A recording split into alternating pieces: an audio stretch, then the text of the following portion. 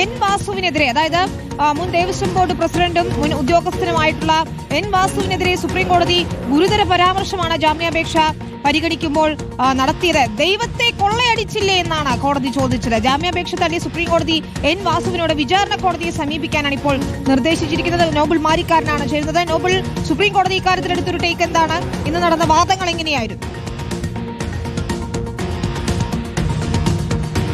Vinitha, N വാസുവിന് ജാമ്യഹർജി പരിഗണിച്ച് supreme കോടതി ഇന്നിപ്പോൾ രൂക്ഷമായ ഭാഷയിൽ പ്രതികരിച്ചുകൊണ്ടാണ് ഈ ജാമ്യഹർജി തള്ളിയത്. ഇന്നിപ്പോൾ ദീപാങ്കർ ദത്ത അധ്യക്ഷനായ ബെഞ്ചാണ് ഈ ഹർജി പരിഗണിച്ചത്. പ്രധാനമായും ഇതിൽ ചോദിച്ചൊരു ചോദ്യം എന്ന് പറയുന്നത് ദൈവത്തെ കൊള്ളയടിച്ചില്ലേ എന്നുള്ളതാണ്. അതോടൊപ്പം തന്നെ SIT ഹൈക്കോടതിയിൽ ഈ വാസുവിന്റെ ജാമ്യഹർജിയെ എതിർത്തില്ലേ എന്നടക്കമുള്ള കാര്യങ്ങളും ജസ്റ്റിസിന്റെ ഭാഗത്ത് നിന്ന് ഇന്നിപ്പോൾ ഉണ്ടായിട്ടുണ്ട്.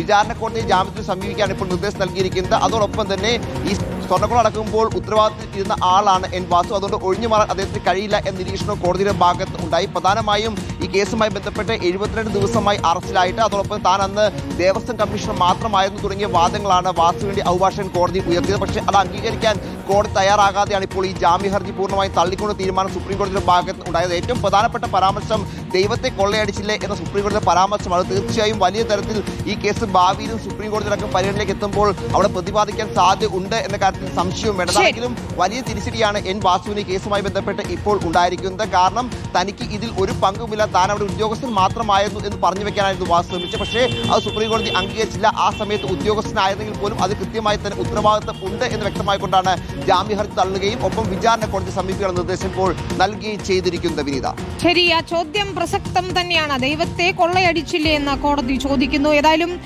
ഇത്തവണ നിയമസഭാ തെരഞ്ഞെടുപ്പിന് തൊട്ടു മുൻപ് നിയമസഭാ സമ്മേളനം നടക്കുമ്പോൾ സ്വർണ്ണക്കൊള്ള വലിയ ആയുധമാകുന്നു. ഭരണപക്ഷവും പ്രതിപക്ഷവും വലിയ വാക്പോരിലേക്ക് എത്തുകയും ചെയ്യുന്നു. ഏതായാലും കാത്തിരുന്ന് കാണാം ഇനി ഏത് ഉന്നതരിലേക്കാണ് അന്വേഷണം പോകുന്നത്. അറസ്റ്റ് ഉടൻ ഉണ്ടാകുമോ?